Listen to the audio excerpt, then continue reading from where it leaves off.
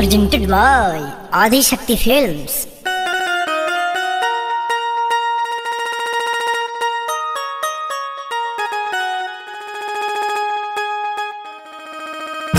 देवरू ई का कोइलो मैं तो हमर साड़ी भिजा देला अब फिर से नहाए के पड़ी हाय हतना ग्रुप लेके कह के घुमत रह होलिया वे चलते किंसा भौजी ओ हो हमरा में त डाल देला अब के रंगाई जो जनाया कौन देवरू दा तू बताई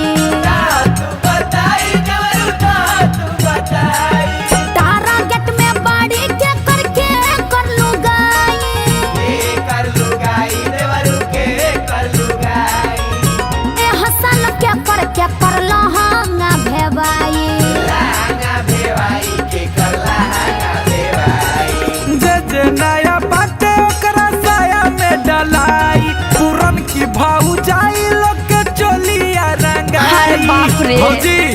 इस होली के पावन अवसर पे हाँ? मैं सभी पिचकारी धारियों से अनुरोध करता हूँ कि वो पीछे आके हमारी कतार में खड़े हो जाएं और पूरब की ओर से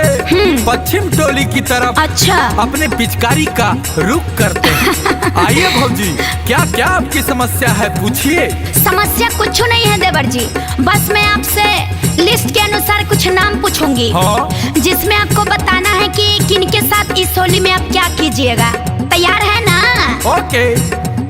अरे मंटू बो में खूबे डलाई संटू बो में उनको मलाई रंजय बो में धीरे धीरे धनंजय बो में पूरा जाई ए देवरू का हाँ केतना में डलबा माथा सना कोलबा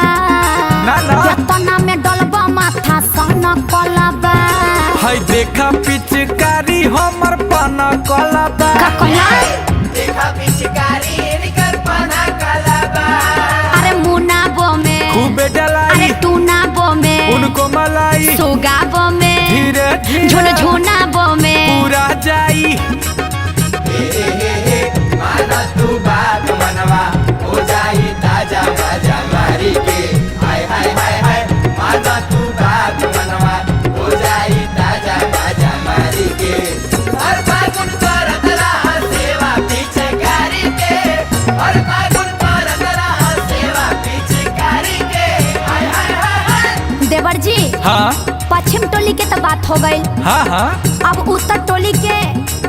जितना ये साल हाँ उतरल बाड़ी लोग हाँ हाँ सब लोग के नाम धरतनी प्यार से धरिए प्यार से आ ओकनी के बोली की का होई। बोलिए। अरे संदीप बो में लहे भर अरे रंजित बो में कहे भर राजू बो में जितने अरे सखी अमित बो में साहे भर का भौजी ढेरा जदी यूज करबा फ्यूज होई जाई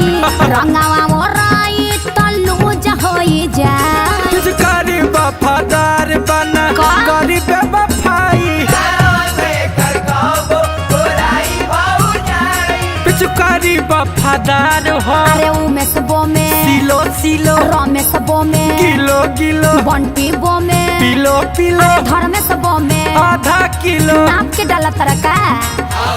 भैया के प्यार बाकी तो सारा भतार हो भैया के प्यार बाकी तो सारा भतार भौजी देवरन के छोड़ी के बुझू जाना होई बिना हमनी के लागा के पूजा ना होई बिना हमनी के लागा के पूजा ना होई। देवर जी कहिए कहिए हम एक शायरी बोलना चाहते हैं, इरशाद इरशाद सुनिए। देखने को मिलेगी भौजाई सब गोर गोर, वाह वाह देखने को मिलेगी भौजाई सब गोर गोर और चलिए प्रवेश करते हैं दक्षिण की ओर। वाह भौजी वाह अरे रवि बो में चमकौआ अरे कवि बो में कमकौआ शिखर बो में फुचुर अरे फुचुर नवीन बो में पनकौआ अरे दादा हो यस दादा भौजी यस होलिया के सारा मजा तू ही ले बमार का भतार के भेटाई उनकरो मिली तू ही दे बतार तब बोला हो का भतार के भेटाई दिनवा में रंगे दाना गुंजन के बस के रात में भेटाई होई नाला फड़ा हमनी से होई जा छोटा उनकर भाई ए देवरू हो अरे रोशन बो में कुलू कुलू अरे मारो बमे पुलु पुलु अरे छोटू बमे बुलु बुलु मोटू बमे गुलु गुलु अधूरन बमे सुलु सुलु सुरन बमे चुलु चुलु पुरन बमे चुलु चुलु अरे भौजी